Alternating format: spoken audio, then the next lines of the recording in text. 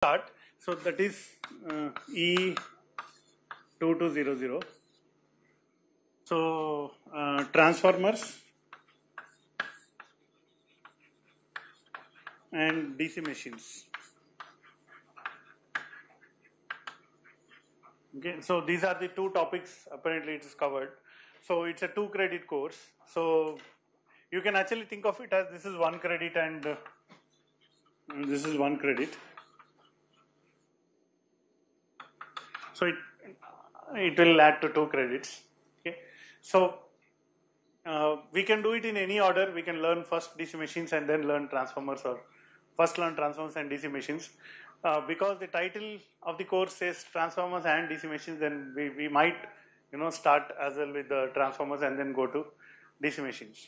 Okay, so you might have already come across these devices.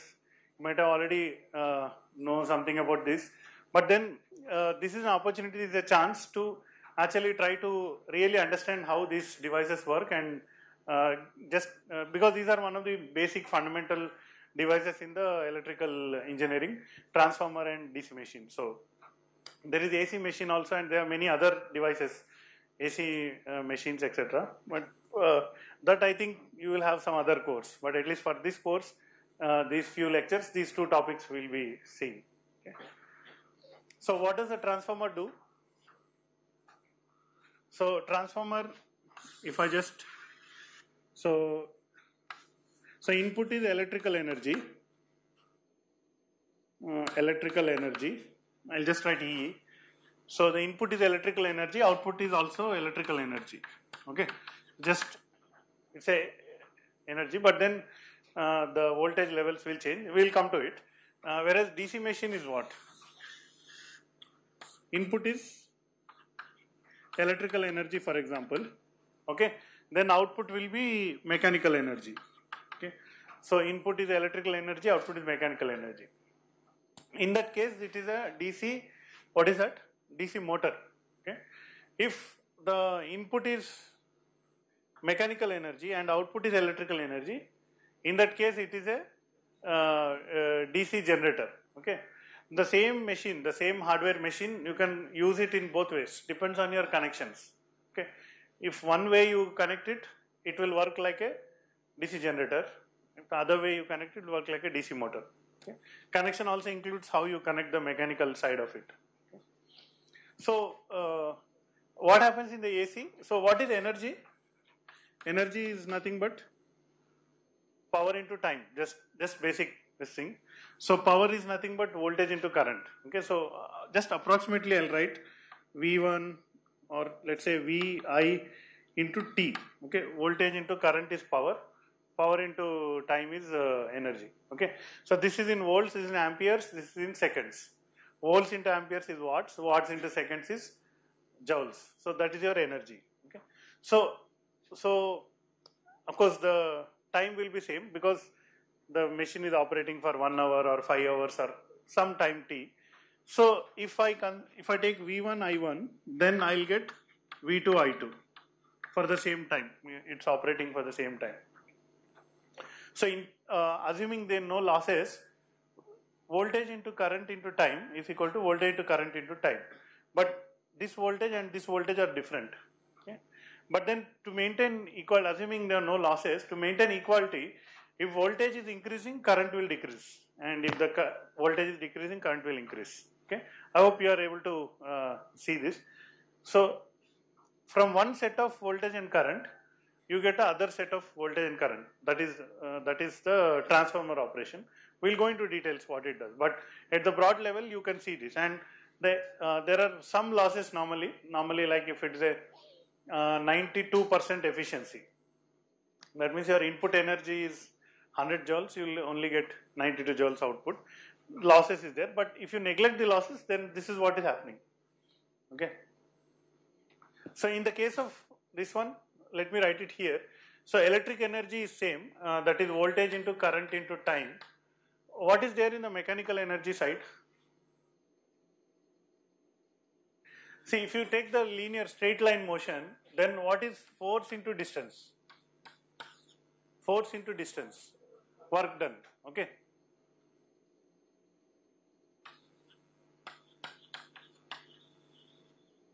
Okay, so this is like force into distance. This is if it is a straight line. Okay, so what is actually if I do divide by t and multiply by t, okay, time, okay, what is distance by time? Velocity. So from force into velocity into time. So just to like keep it time into something, okay, like this, we will get two terms here. Now this is a straight line. If it is not a straight line, if it is circle, motor is rotating, okay, because it is rotating. What is the comparison for this? So for force it is called torque, okay, force is straight line, torque is around a circle, and then for distance by time is nothing but omega, that is the radians per second, okay. So just this one, so I'll write it TW into T, okay. So this T is torque, okay, this T is radians per second, and this time is that one, so something like that, okay. Here also units will match, so don't worry, this whole thing will be joules, this whole thing also is joules, okay. So actually don't worry about time, because time is nothing but time of operation of that machine, okay. So if your voltage, so you can right away see if your voltage is let's say 100 volts, and the current taken by this DC machine, okay, it is taking 10 amperes current, okay, so 100 into 10 is 1000 watts, okay, 1000 watts of power, okay. Now how much torque it will be and how much speed it will be, okay, depends on your whatever is your speed, okay. Let's say speed is the motor is rotating, let's say in 1 minute it is rotating, let's say 200 times, okay. So that means what? 1 minute 200 revolutions, okay. So how is it called? 200 RPM, revolutions per minute, okay. So if the motor is rotating 200 times within 1 minute, okay, so how do you convert this to radians per second? I want to convert it into radians per second, okay. So one revolution is 2 pi radians, okay. So so 2 pi into 200, 2 pi into 200 divided by 60, okay. So this many, this is my omega, okay. So now if you want to find out how much torque you will get it from this 100 volts into 10 amp, all this again assuming that there is no losses, okay. So how do you get it? So can you roughly calculate this? See, because we are just only roughly discussing, so we don't need to use calculator or anything. Just cancel this 0. This is 3 times, okay, 3.14. So assume that it is just 3 only, pi equal to 3, okay. So I can cancel these 2. So it is like 20, omega is 20, okay. So if the omega is 20, how much torque you will get it? This time is 1000 divided by 20, 50. So 50 Newton meters of torque you can get it, okay. So this will be like 50 into 20, okay. I am writing very approximately, so you can calculate all the time. Just for you to get an idea that I can convert voltage and current into torque and omega, okay, like that. So what about this torque, 50 torque, how do you get it? So that is a torque required for the load, okay. So depending on that, actually you can calculate in reverse also, okay. So let's say there is an item, okay, let's say a block of bricks, okay. This block of bricks, you know the weight, okay. That much weight I want to transport to maybe 20 floors, okay. So each floor is, let's say, 5 meters, so 20 into 5 is 100 meters. I want to move this much of this thing, okay. 20 floors I want to move within, let's say, 2 minutes, okay. That much I want to lift this weight, okay. So if I tie a rope like this, okay, and then put a wheel here, okay, and then start pulling this, you can always calculate how much will be the torque or tension in this rope, because you know the weight and you know at what speed you want to So this part you already know. Torque you know, omega you know. Omega will be how much fast you want to lift it. The same thing applies for your lift also in buildings. So if there are 10 people or 5 people in the lift and the lift is moving at some speed, so how much will be the, so this part, how much will be the torque into omega, okay? And the voltage is usually fixed, okay? So the supply voltage where you are connecting your plug of your meter and all. So accordingly the current will keep changing. So if there are more bricks or move it more faster, more current it will take and so on. Okay. So just, I mean, I am not talking about internally what is inside this block, but this is just to give you an overview of how the energy conversion happens. I hope this is making some point clear. Okay. So as in this all these things we are assuming there are no losses. So here you can calculate how much is the torque and how much is the speed and all these things. Okay. See, we are not discussing that, but there is another thing. You can say this gears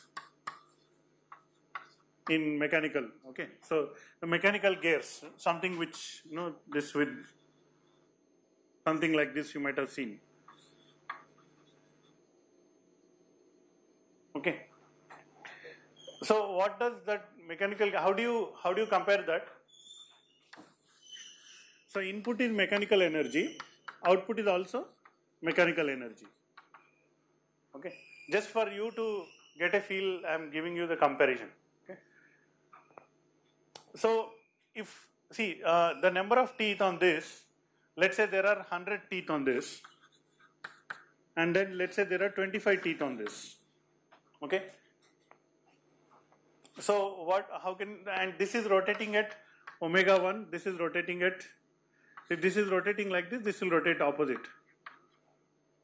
Okay, this is rotating clockwise, this is rotating anti-clockwise. Okay, so which one will be faster? Omega 1 will be more or omega 2 will be more? Okay, so if I make 1 revolution for the big one, it will be 4 revolutions for the second one. Okay. But the problem is the power. Okay, so there is no storage of power anywhere here. So you can cancel the time. Okay, so T1 omega 1 should be equal to T2 omega 2, something like this. Okay, so torque into omega should be equal to torque into omega here. Okay, so therefore, if the speed is becoming 4 times more, the torque will become 4 times less. Okay. So that is this thing. Just a minute. Hello.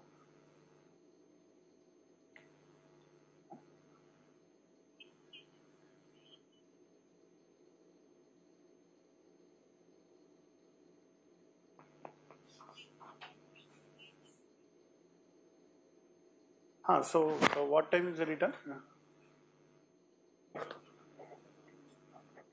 Fine, go ahead with that.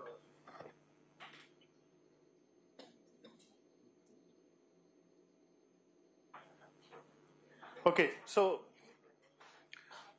here torque into omega is again work done, and then this is also work done. The work done is same, assuming there are no losses.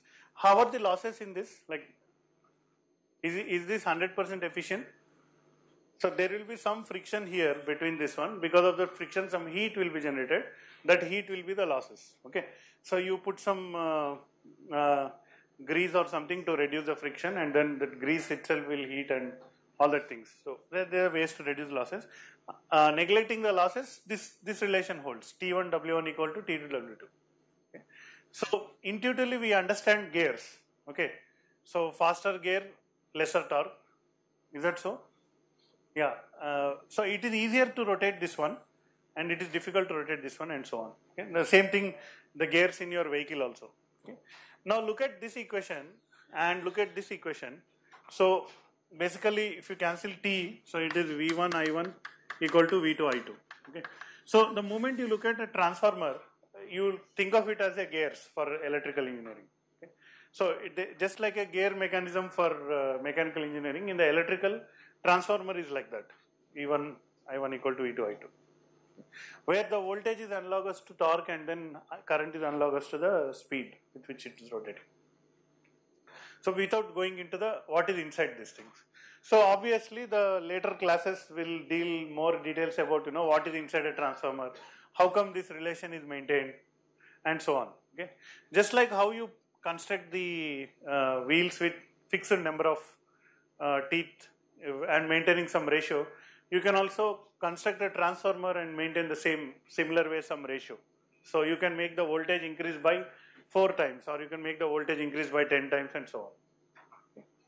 So we'll come to the details of this later, but I think with this brief introduction overview of the course, we'll go in depth into these of the two topics. I think we'll start with transformers and then we'll finish that and come to DC machines, or if we get bored in between, we can always pause the transformer thing and then start the DC machines, and then even that we can do it. Okay. So all combinations are possible as long as you're alert in the class and you're listening to what is going on. Any questions until now? Any doubts?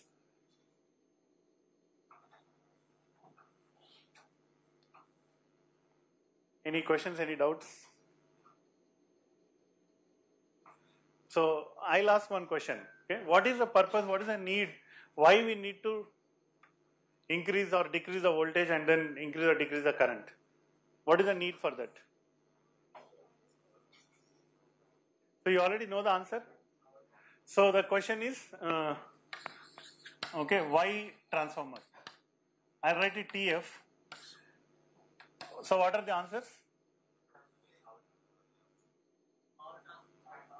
Why do we need transformers? The answer, one answer you are saying is for transmitting the powers. Well, you can transmit the power without changing this also. Okay, so one main answer is loss reduction. Let me write like that. So what you are saying is, by using a transformer, you can reduce the losses for transmitting the power. Okay. Do you know how it is working, how it is possible to reduce losses?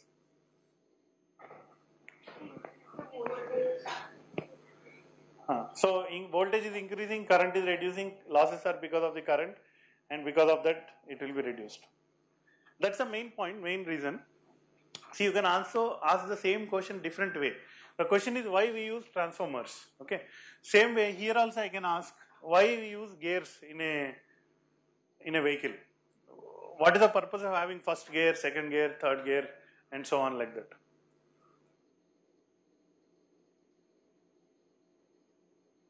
Why there is a or by putting a gearbox in a car or in a bike, what are you achieving?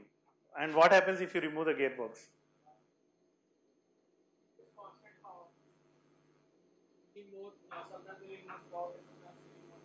Okay. Okay.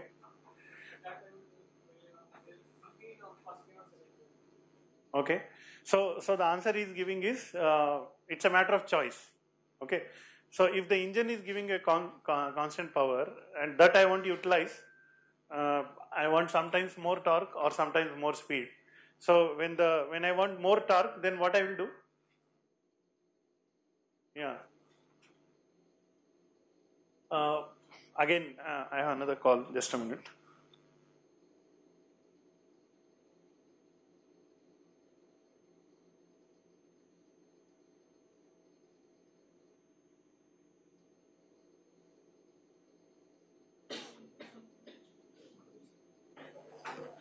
So a similar answer can also be written here. This is one answer. Another answer could be matter of choice. Okay. Sometimes I require high voltage, then for a particular application. Sometimes I don't require high voltage. I require less voltage. Then I use a transformer. Okay. So for example, I think for welding applications, I think you need high current or high voltage, some combination, which is not normally we are getting. So use a transformer and all. This first point I want to quickly elaborate so that by just making one quick calculation, we can confirm that. Then we'll jump into the topic.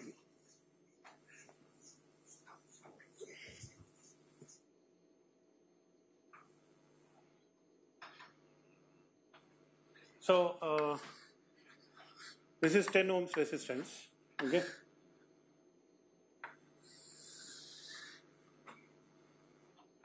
So here I am applying 100 volts. Okay, and then let's say the load here, which is there.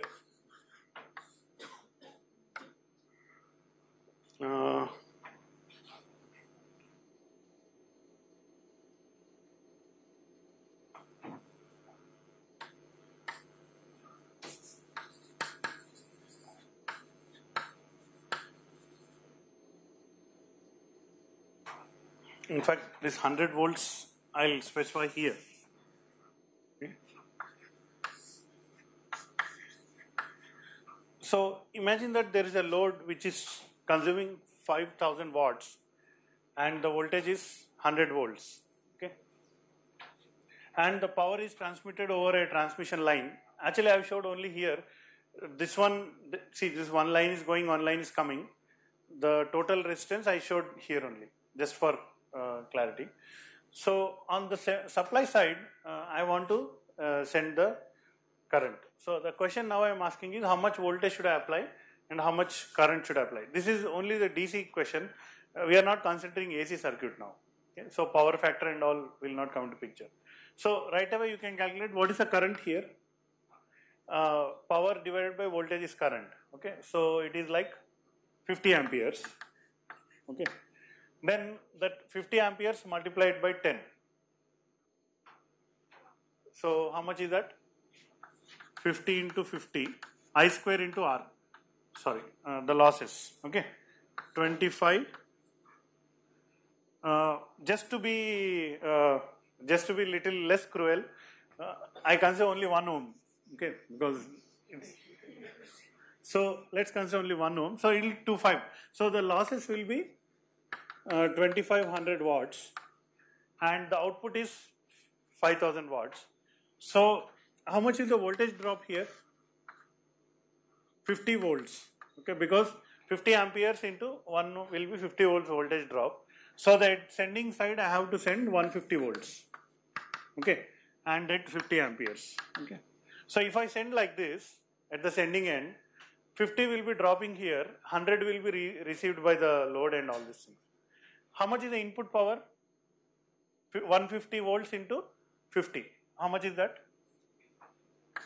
7500 watts. Okay, 7500 watts I am sending, 2500 is losses, and remaining 5000 is the output. So what is the efficiency? So output divided by input, the efficiency. How much is the efficiency? So efficiency is 66%. Okay, 66.67%. Okay, this is the first case. Okay, now again I'm stressing it. This is only DC circuits. Assume that there is a transformer for DC also. For DC, as of now, there is no regularly like what we the regular construction of a transformer won't work for DC, but then just for calculation you assume. In that case, if I use a 1:10, okay, 1:10 ratio, okay, so that means what? This is step up transformer. Whatever is the voltage, increase 10 times. Okay, so I don't need 150. I don't need 50 amperes here. We'll come to that. I'll use the other one. And here I'll use 10:1.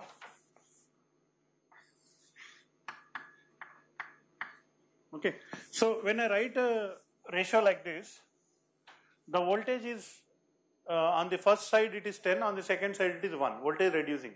Here voltage is increasing, and then high voltage transmission. Okay. So now can you tell me what is the voltage here at the input side? This is fixed. This is the requirement of the load. I cannot change it. The load requires 5000 watts at 100 volts. Therefore, definitely the current will be 50 amperes only. I cannot change it. Okay. So in this case, what happens? So here on the second side, the voltage is 100. So this side, what will be the voltage? So it will be 1000 volts. Okay, because see V1 I1 equal to V2 I2. Okay, that is this one, and then that ratio also is there. So now this is known 100, this is 50. Now I know V2 will increase 10 times because that's the 10:1 transformer using. Therefore I1 will become 10 times less. Okay, so the current is only 5 amperes with the use of this one. Because of that, how much is the losses here? 5 square into 1. So only 25 watts is loss, and only 5 volts is the drop. Okay, because 5 amperes into 1, only 5 volts is the drop, only 25 watts is the losses.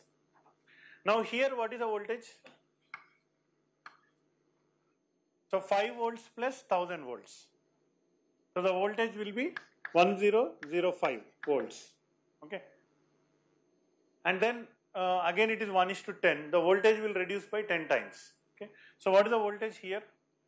It will be 100.5 volts. Okay. And what is the current here? The current is 5 amperes. Here it will become again 50 amperes. Okay. Because if the voltage is reducing 10 times, the current will increase 10 times. That's the working of this particular device. Okay. So now, what is the input total? This into this. So you will get 5025. Okay, I am just writing because I am adding 5025. But you can always verify 100.5 into 50. So will be 5025 watts. Okay. And what is the efficiency now? Output by input, 5000 divided by 5025. Okay. What is the efficiency? What is the efficiency with transformers? 5000 divided by 5025. You have calculators, so you can try.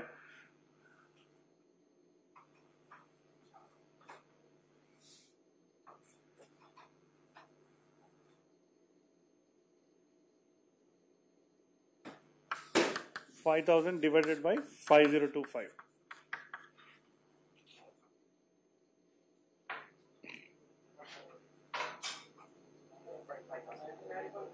99.5%. Okay. So just by introducing two transformers, I am able to increase the power transmission efficiency by from 66 to 99.5. Okay. So this is the case. This is the reason why we use a transformer. Okay. So why transformer? One is loss reduction. You only told. Just a small calculation to tell you that it is really useful. There will be some losses here. So, and there will be some losses here, and there will be some cost for this. So, and also this line also will be cost. So all these things also will come into picture. So whether your more losses is okay or whether your more investment in all this installing these transformers and all is okay, that you have to balance it. Based on that, you choose your voltages. Okay. So for in your house, what is the voltages you are getting? So 230 volts, one phase, 50 hertz. Okay. So this actually keeps on changing. In different countries, it is different. So some countries this is 25 hertz. Some countries it is 60 hertz. Okay. It may be anything. It may be 25 hertz or 60 hertz or whatever. So the frequency choice will be changed. It's a matter of their design or their standards. Okay. Now this voltage also sometimes it is 110 volts, sometimes it is some different voltage. Okay. So what we get at the house, it is that voltage, but that voltage is not the same voltage as what voltage is used for transmitting. Okay. So what are the transmission voltages? Voltage levels. Okay. At least in our country, the voltage levels are 700 kV, okay, 400 kV, 220 kV. Okay, so maybe 110 kV, 66 kV, 33 kV, 11 kV, so on like that. Okay, so what is kV? Kilovolts, so 700,000 volts. Okay, and that voltage is measured between the three-phase system. Between two phases, the voltage measured. I hope you remember, or did we cover three-phase circuits? Okay, so we'll do that come sometime later. This is a one phase, this is three phase. So the more higher voltages you go, the more efficient your network will be. Okay. So there are other costs like maintenance cost, investment cost, insurance cost, and all these things. So all that costs and benefits you have to balance it. Go for higher voltages. So the highest voltage, I think 1200 kilovolts. 1200 kilovolts is what a transformer of that 1200 kilovolts is what people are already thinking. Okay, maybe it's already under development also, installation also. Okay, so before we divert from the topic, so let's get back to this loss reduction. Okay. Okay. So the rest of the class, I'll try to, with this basic introduction, I think up to here I consider it as some kind of introduction to transformers, introduction to this course, why we need this kind of things. Now, given this, let's refresh your memory of what you have studied in circuits. Okay, and specifically one topic that is there in the circuit, that is the topic of mutually coupled circuits. Okay, so one circuit can affect the other circuit even though they are not connected electrically. Okay? They are not connected through wires, but then there could be some kind of effect. So what is that? We'll see. Okay.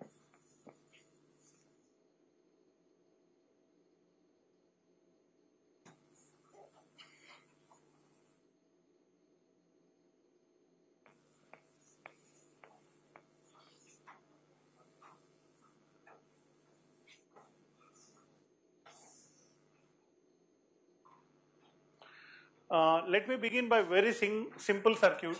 Okay, so you have already studied inductor in the circuits course. So this is a inductor, and this is another inductor, and then I am giving alternating voltage supply. Okay, let's call it V equal to, let's say 20 sine 314t. Okay, volts, and then let's say this is 30 millihenries and this is 50 millihenries. Okay, now I'm not telling anything new that you already don't know. We already covered this in the previous course. So the question that now I'm asking is, find out what is the current. Okay, so what is the current in this circuit? Okay. So you already know the different ways of notation. Okay, if I write like this, then it is, you're writing in the form of equation. Okay, strictly speaking, I should be using something like this here, V of t. Okay, a small letter v, function of time. How the voltage changes with respect to time, because time is there here. So this one will tell. Okay, so find out I of t. So this is V of t, and then this is I of t. So how do you go about solving this? So I'll give you 2 or 3 minutes time for you to work it out. Okay. So don't start writing all differential equations and everything. We have learned phasor notation, so no need to. I already see some people writing differential equations. No need to write differential equations. You already learned phasor notation. So how do you do that? See, last time one of the points that I mentioned was that the AC circuits, DC circuits, both everything is same. KCL, KVL, everything is same. In DC circuits, you use real numbers. In AC circuits, you use complex numbers. Okay, and a complex number will have a magnitude and a phase, and that's how you recognize, or that's how you understand the alternating currents and alternating voltages. So I'll work it out, but just to refresh your memory, I'm asking you to work it out first. So I'm giving you maybe 2 or 3 minutes.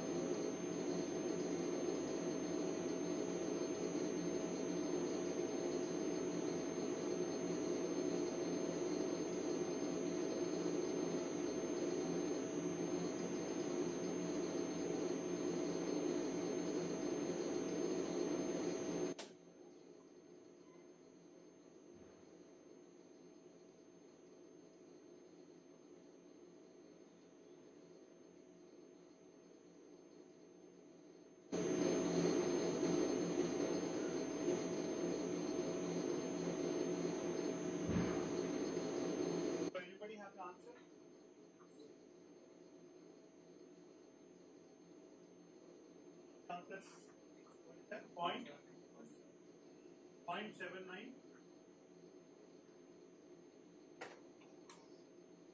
sine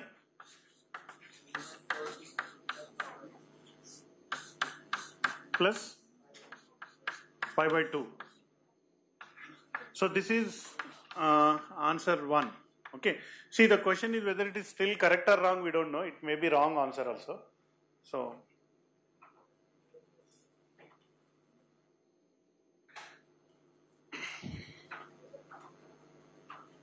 anybody want to give another answer?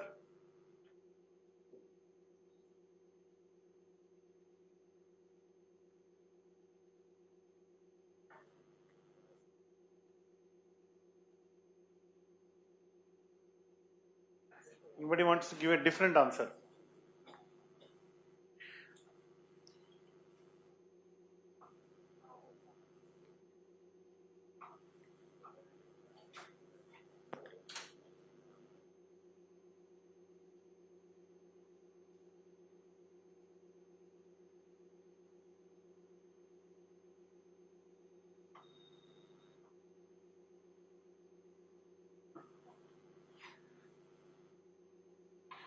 So I'll just give 1 minute more.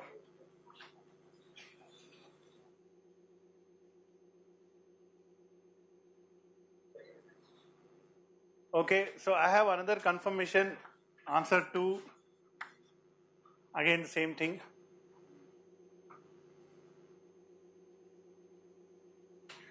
So 2 people have confirmed this answer. So any other answer?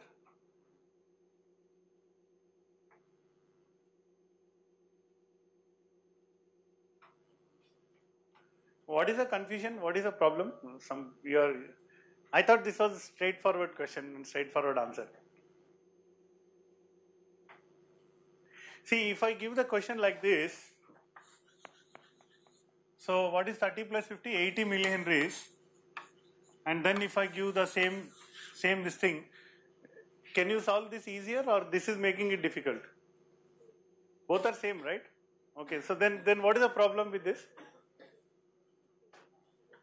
Why you are finding difficult to find I? Or you are saying this is the answer?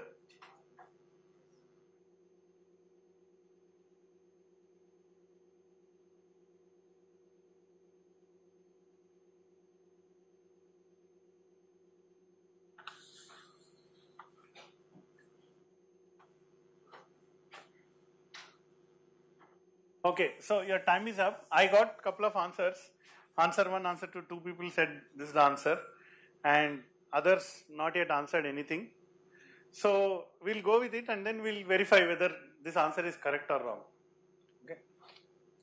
But even before we do that, can you comment something about this answer? Can somebody say this answer is wrong and why it is wrong, if it is wrong? Phase. So some people are now saying, is this minus? Is it plus or minus? Okay. So why are you telling now? So you could have told before itself. After I ask, you are telling it should be minus or plus? Should be minus or plus? Minus. Okay, why it should be minus?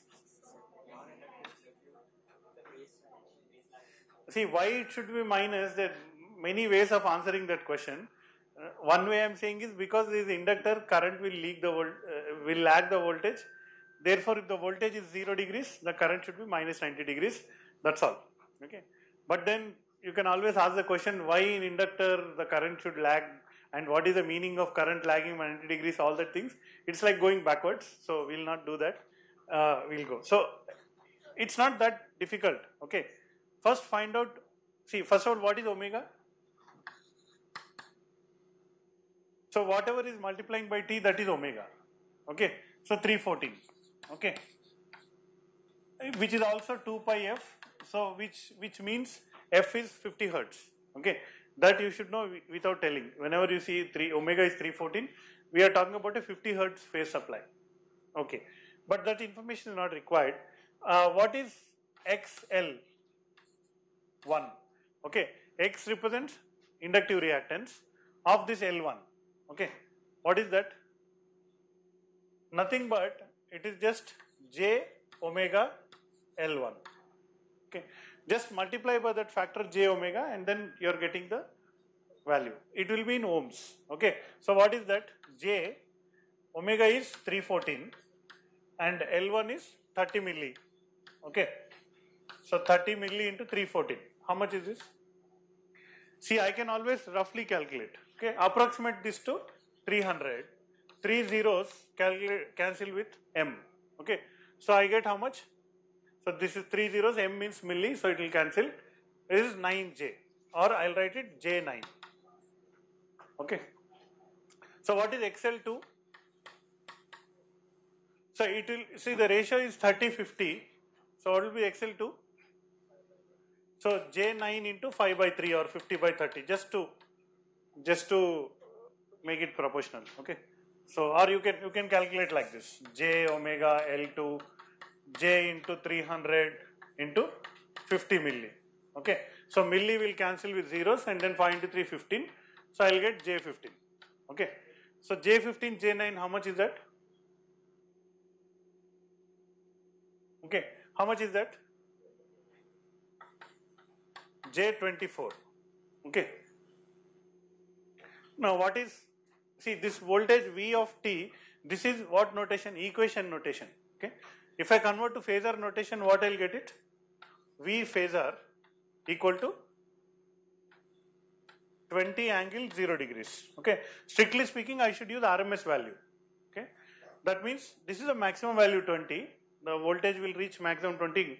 Strictly speaking we should use RMS value, but I am not using RMS here because it will, I'll adjust it in the results. Okay, so voltage is 20, reactance is 24.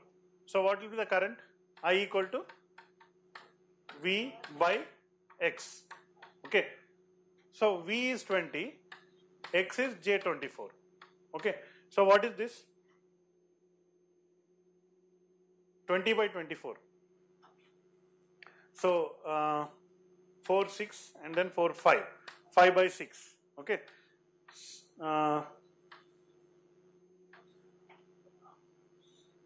6 8 is 48. Okay, 6 8 is 48 and then 2 is there, so 0.83 something. Okay, I am getting 0.83 something. Okay, now this 0.83 is actually the peak current, not the RMS current, because here I am using the peak voltage. If I use RMS voltage, I will get RMS current, doesn't matter. And what will be the angle? Because J is in the denominator, J goes numerator, become minus J, and J signifies 90 degrees, so it will be minus 90 degrees. So this is my I. Okay, so according to my calculations, I don't know, the correct answer should be 0.8, what is that, 0.83 sine 314t minus pi by 2. Okay, now come back to omega. Okay, what is the approximation I have done? Reduce the value of omega. Okay, because the value of omega is reduced, my reactance is reduced from the actual original. Because the reactance is reduced, my current will increase. Okay, so therefore therefore this answer is correct. Because if you do it with properly 314 calculator everything, this answer is correct. Okay, only that this minus is important. Okay, see we spend a lot of time repeating what we already know. Okay, so now let's see something that we don't know. Okay, so up to here everybody is clear what is going on in the class? Okay. Now I am asking a question, how much is this voltage and how much is this voltage? V1, V2. Okay, and if you add these two voltages, will you get this total voltage V? Yes or no? Okay, so how much is this voltage?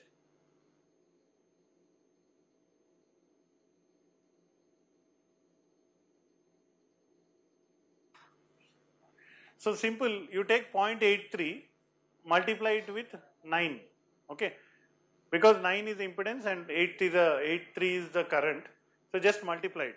So how much is that? So 9 into 3 is 27, 9 into 8 is 72, and then that 27, 74. Okay. So is it 7.4? So looks like it is 7.4. Okay.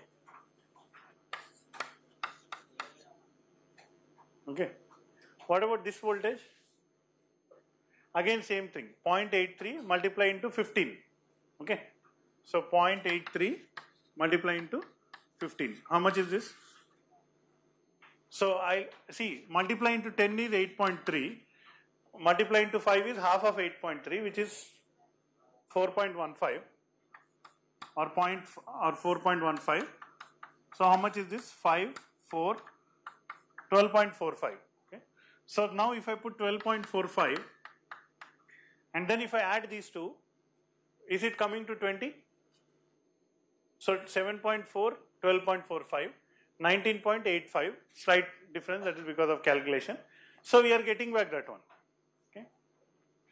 The voltages are adding. Okay.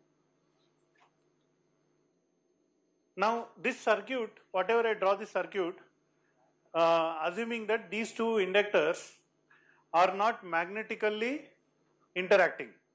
Okay, because whenever current flows here, there will be magnetic field here. Some magnetic flux will be set up here. Whenever current flows in the same current is flowing, there will be some magnetic flux here also. Okay, so that magnetic flux and this magnetic flux are not interacting with each other. That is the assumption. Okay. So the question today we are asking is, what happens if this magnetic field and this magnetic field are interacting with each other? If I arrange the circuit in such a way that the magnetic fields are overlapping, then what? Okay. So to put it more clearly, the question can be like this.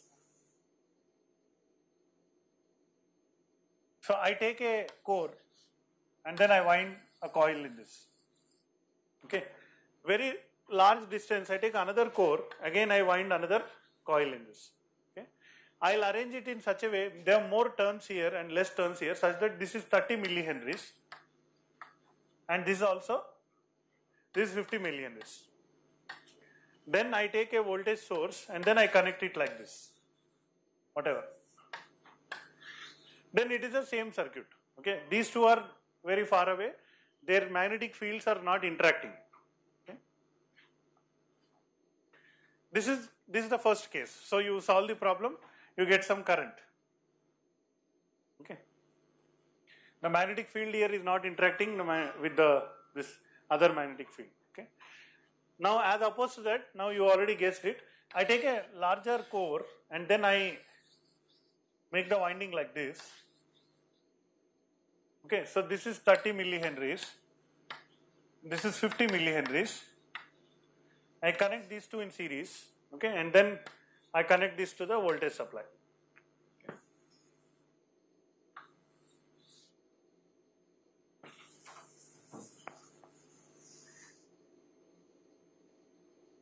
Now,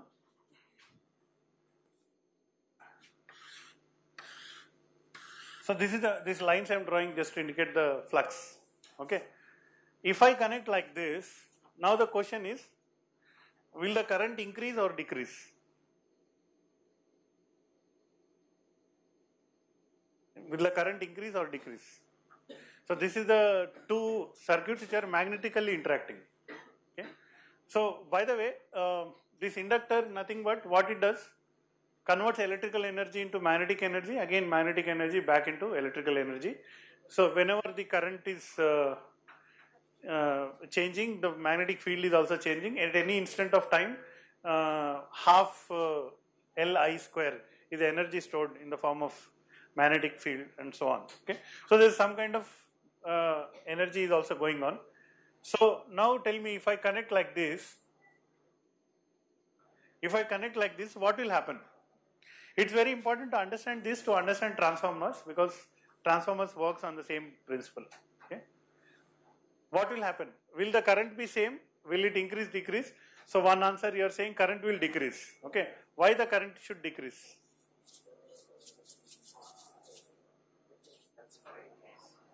Effective Okay, so one logic is effective inductance. L effective increases. Okay, L effective is increasing. Effective inductance is increasing. Okay, we'll come back to that. What else? Why it will increase? Whether it will really increase? What is effective inductance and so on? We'll come back to that. So if L is increasing, then what happens? Omega L will increase, and then the voltage is same. So current is nothing but voltage by omega L. Therefore, the current will decrease. So that's one of the logic. But then, how the effective inductance increasing?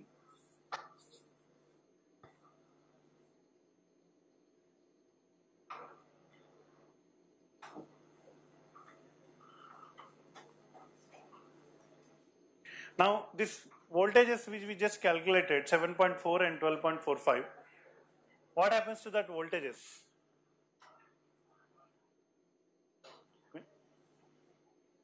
Think about it. Keep thinking about it. I'll slowly come to the answer.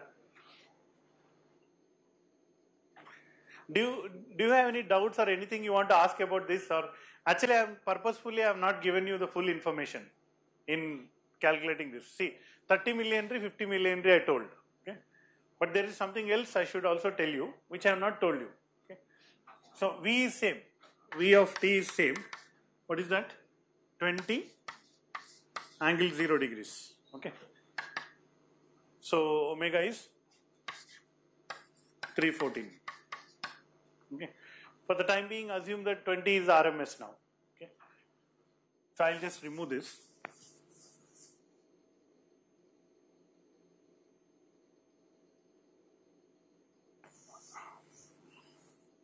So, by the way, before we go to the explain the answer for this, so imagine you are kind of, somebody, you meet someone, they're saying, we are in electrical engineering and all these things.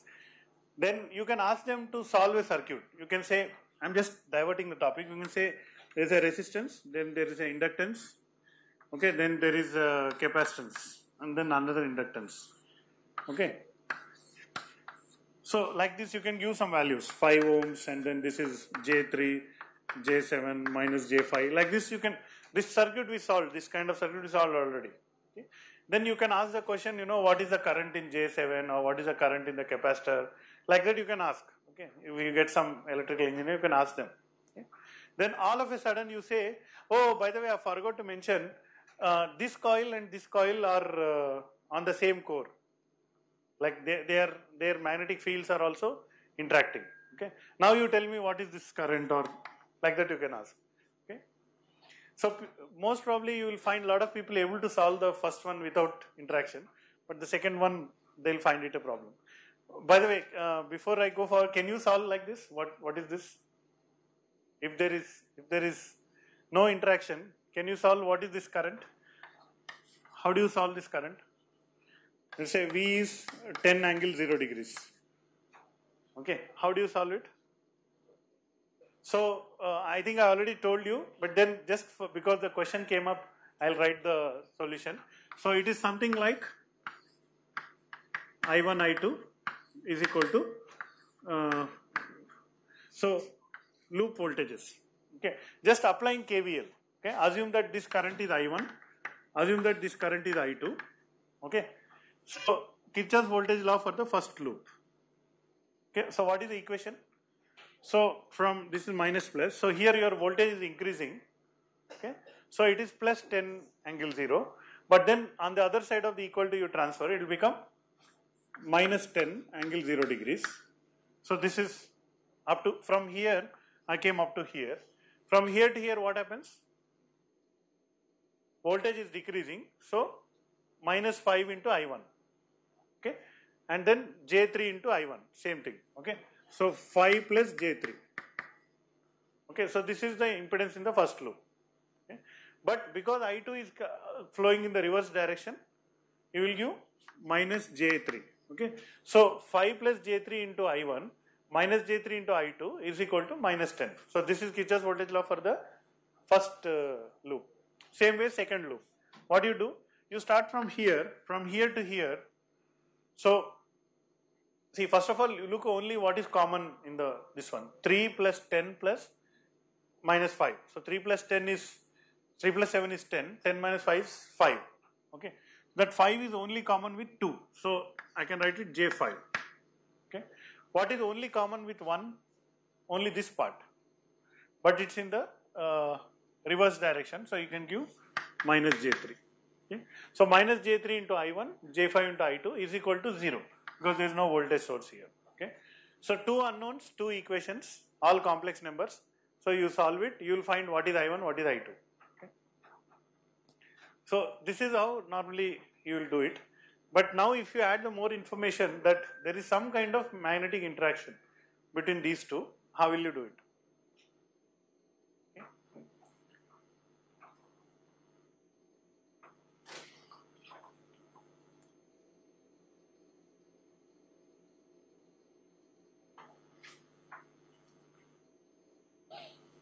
So anybody wants to tell the answer for this? Or anybody want to ask a question which will be needed to further move forward in that question? What do you mean, how are the coils wound? The question is, how are the coils wound? Are both wound in the same direction? Okay, the question is asking is, are the coils both wound in the same direction?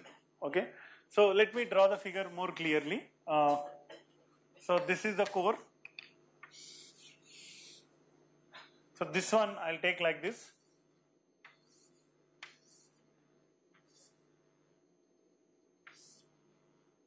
So you see 3 turns here, each turn contributing to 10 millihenries. So you have 30 millihenries. From front it goes, back it comes back, and so on like this. Same way here also. 2, 3, 4, 5. Okay. So now you are able to see that both are wound in the same direction. Okay. Now what happens if both are wound in a different direction? Also is a question that you can later on think about. So what do you do now?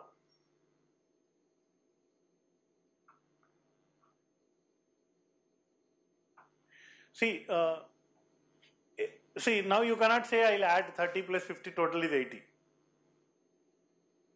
Or can you add it? Mutual, what is mutual? Mutual inductance.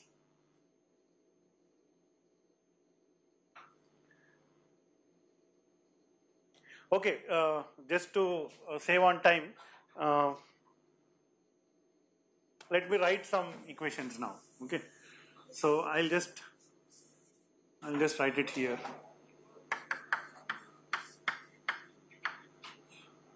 I'll make this place.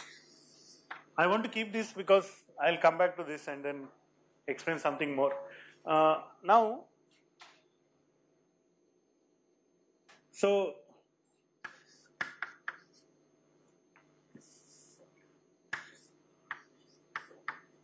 now I am writing differential equation. Okay.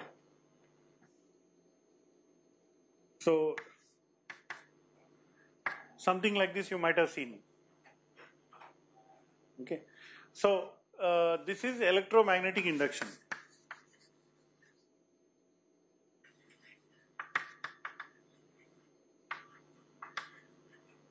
Okay. What is it? What it states? The EMF induced proportional to the rate of change of current. Okay. If your current is varying, the variation in the current will generate some EMF. Okay. And this minus is kind of Lenz's law, and then L is the constant of proportionality. Okay. L is a function of, so L depends on number of turns, and then cross section area of the turns, length of the coil, width of the coil, all this, the physical geometrical parameters, and also the medium, what is the permeability of the medium in between and so on. Okay. So again I am not going back to that, just assume that L is a property of this particular coil, which is derived from the geometry and the material properties that are involved, length, width, height, area and all that. Now the question is, this is EMF induced because of the current. Okay. Now consider like this, there is one coil See, actually in this case, okay, I'll just do with this case itself. Okay. So there is some current flowing in the first one, the same current is flowing in the other one. Because of the current flowing in this, there is some flux. Because of the current flowing in this, there is some flux. Both the fluxes will, in this case, because the direction is same, will be in the same direction. Will be adding. Okay. So this flux will have some voltage induced here, and this flux will also have voltage induced in the other one. Okay. Only question that you should be asking, what I have not provided, okay, apart from the direction, is that how strong is the interaction. Okay. So if I do like this, if I take a core, okay, and then I wind like this, and then on the other side, and again I wind like this. Okay. See, both the coils are not electrically connected. They are all insulated. They are not. There is no current flow from this side to this side. Okay. But then physically they are connected to the same core. Okay. So here the problem is there might be some flux which is interacting with only this one, while the remaining flux is flowing through the core. Okay. So if this is generating, let's say, some flux of 1 Weber, okay, this is generating flux of 1 Weber, maybe only 0.8 Weber is linking with the other one, okay, something like that. So to change this, what I'll write it, there could be another term. Okay, so let's say plus or minus m di by dt. Okay, so this I and this I in this example is same. It could be something different also. So I'll not again go into the mathematical depth of this, except to say that you can calculate what is the mutual inductance between these two. Okay, self-inductance is 30 millihenries. Self-inductance here is 50 millihenries. There might be some mutual inductance between these two. Okay. Now, even that mutual inductance will have some value. Okay. So let's say mutual inductance is something like 10 millihenries. Okay, between these two. So actually you can do something like this. K is nothing but m by root L1 L2. Okay. So again the derivation I'll not go through in this lecture, but maybe we'll see it later. If you do this ratio, the K will be the coefficient of coupling. So the more K is, if K equal to 0, that means there is no mutual coupling. Like they are very far away, there is no, magnetically there is no coupling. Okay. If K could be 0.2, 0.3, 0.4, 0.8 and so on up to K equal to 1. Okay. K equal to 1 means 100% of the flux generated by one coil also links with the other coil. So in that is a case, then K equal to 1. Okay. Okay, in this case I can actually calculate. So 10 by square root of 30 into 50. Okay, something like that. You can calculate. Okay. So how much will that be? Square root of 15 is 4, and then 10 by 4. Is it 40 or? Yeah, 40. 10 by 40. So 0.25 approximately. Okay. So I'm assuming 3 into 5 is 16. So that square root of 16 is 4. So it is 10 by 4 it is. So something like that.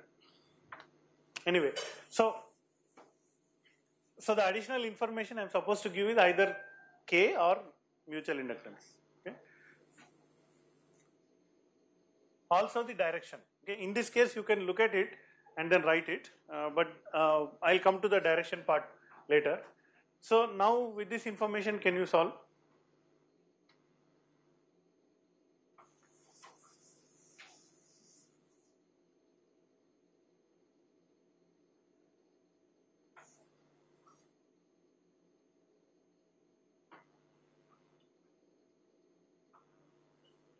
See, I am writing KVL again.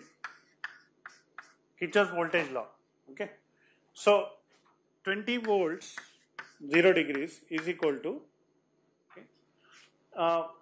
Now I would like to convert into again phasor notation, okay, just like how we did before. Okay, so this will be J9. So L1 will be J9, L2 will be J15, M will be how much? Approximately J3. Okay, so how can I get mutual inductance as J3? Because the coefficient of coupling is like approximately 0.25 I told, or that information is given depending on. So if I reduce the distance between these two, the M can be J4 or J5 or something like that. Okay, just for the given data, assume that it is J3. Okay. Now, how will you write the Kirchhoff's voltage law? Okay. So first is voltage drop in this coil. Okay, what is the voltage drop in this coil? That is nothing but I1 multiplied by J9. Okay, so I1 is a total current, or let's say I is a total current. I into J9 voltage drop because of only this one. Okay. Now there is some flux which is linking because of this coming here. Okay, that is determined by this 10 millihenries. Okay, some interaction. Okay, so that one you will add it here, J3. Okay. This much voltage will be dropped here. Okay. Then again the voltage drop here will be J15. Okay. So again it will be plus J3. Okay.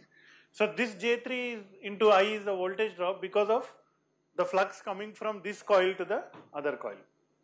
Okay. Is that clear? Or let me write it, see, 20 I into J9 plus I into J3 plus I into J15 plus I into J3. Okay. So this is voltage drop. Both are plus only. So I'll come back to the signs. Just let me write down the magnitudes now. Voltage drop in coil 1 because of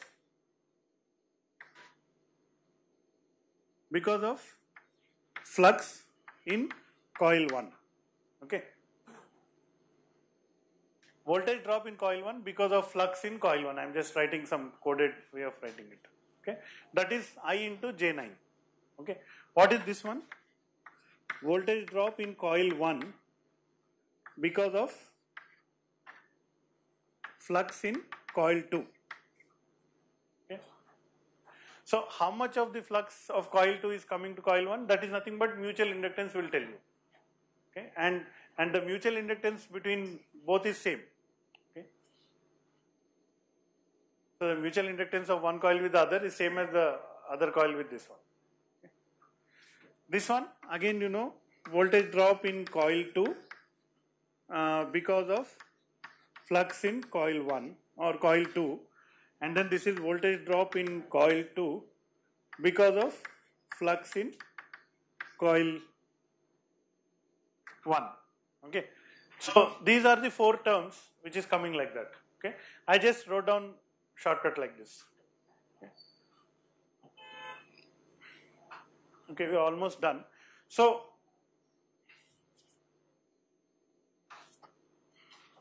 now, therefore, this term we call it self-inductance.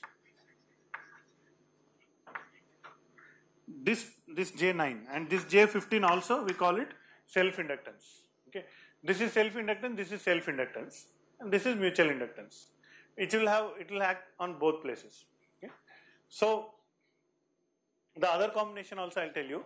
What if both the fluxes are subtracting from each other? In that case, this will become minus, this will also become minus, and the net inductance will be reduced, and therefore the current also will increase in this one. So what is the total impedance here? See, earlier I got 9 plus 15, 24. Okay. Now 9 plus 15, 24 plus 3 plus 3. So total is 30. Okay. Because of the both coils interacting with each other, they are helping each other, more impedance is coming. Okay. So because of that higher impedance, So what will be the current? I will be V by Z.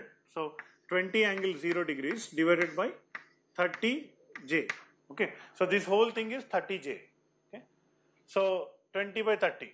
So the current will be 0.667 and then the angle will be minus 90 degrees. Okay. This is for the previous problem. Okay. So from the whole discussion, don't get confused. Only information you need is how much is the mutual inductance between these two coils. Okay.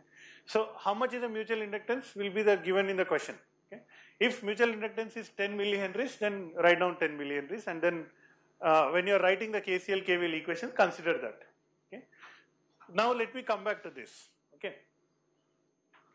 These two coils are given. Okay. And this is J3, J7, and then J2 is the mutual inductance between these two. Okay. Apart from just mentioning what is the mutual inductance, you should also be given how they are wound.